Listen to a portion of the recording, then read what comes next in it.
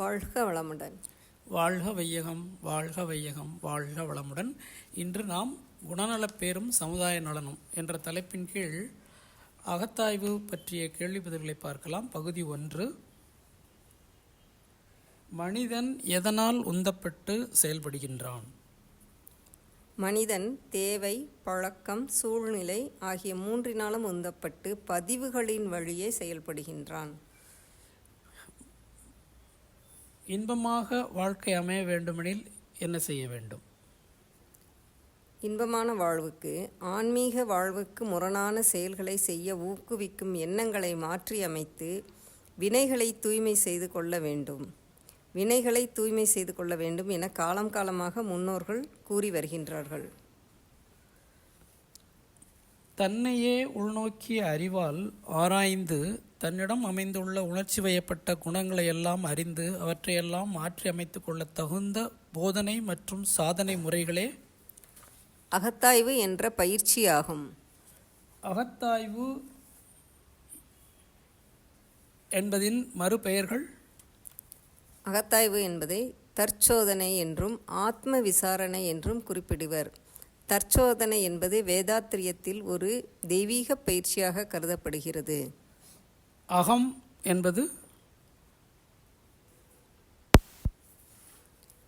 அகம் என்பது அனைத்து எண்ணங்களையும் பதிவு செய்து இருப்பாக வைத்துள்ள கருமைய பதிவுகளை குறிக்கிறது.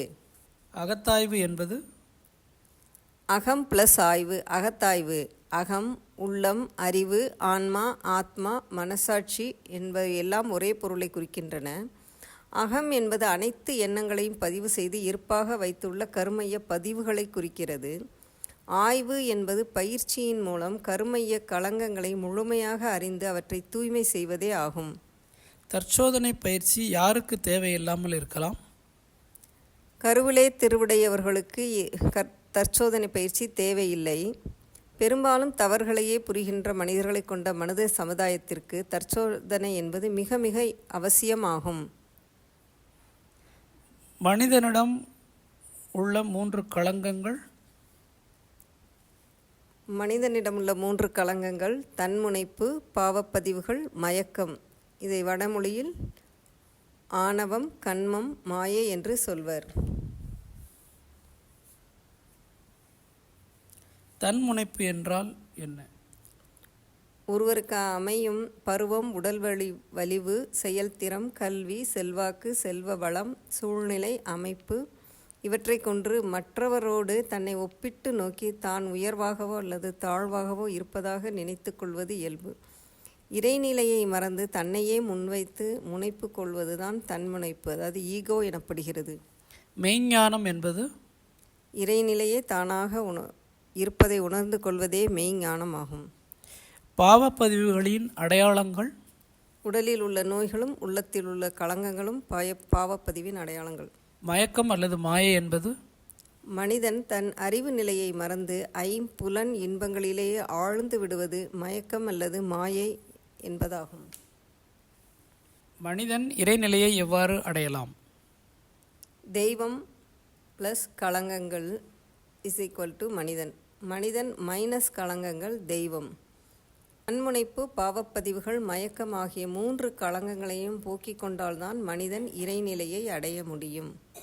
தன்முனைப்பை போக்க வேண்டுமானால் இறைநிலையை உணர வேண்டும், உண்மையை உணர வேண்டும். பாவப்பதிவுகளை போக்க வேண்டுமானால் நற்செயல்களை செய்து அவற்றை மேல்பதிவாக கொண்டு ஏற்கனவே செய்துள்ள தீய பதிவுகள் எழுச்சி பெறாமல் செயலுக்கு வராமல் இருக்க செய்ய வேண்டும். மனிதனின் பிறப்பு உரிமை அல்லது வாழ்வின் நோக்கம் என்பது? வினை தூய்மையும் இறைநிலை உணர்வும் வந்துவிடுமானால் அறிவு தெளிந்து விழிப்பு நிலை கைகூடும். அந்த இடத்திலேயே மயக்கம் விலகிவிடும். களங்கங்களை போக்கி தன் மூலமாகிய இறைநிலையை அடைவதே மனிதன் அடைய வேண்டிய பேராகும். அதுவே மனிதனின் பிறப்புரிமை. தன்முனைப்பின் 2 எழுச்சிகள்? தான், தனது என்பது 2 எழுச்சிகள்.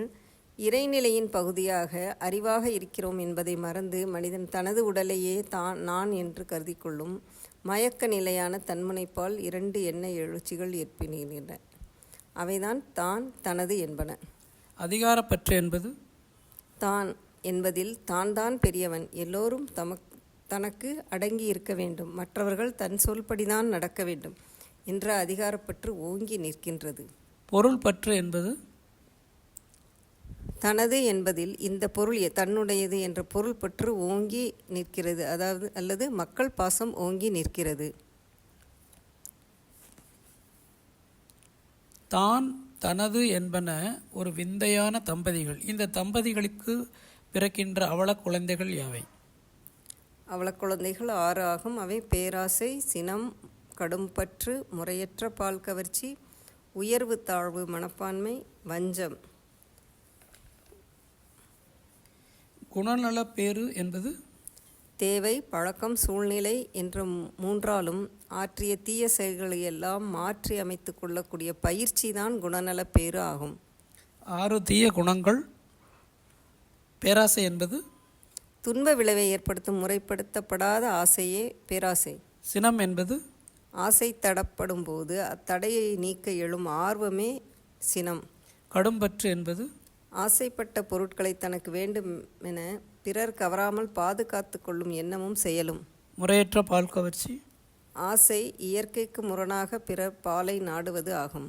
உயர்வு தாழ்வு மனப்பான்மை ஆசை பொருள், செல்வாக்கு, புகழ் இவற்றின் மீது அழுந்தி பிறரை உயர்வாக அல்லது தாழ்வாக கருதுவது.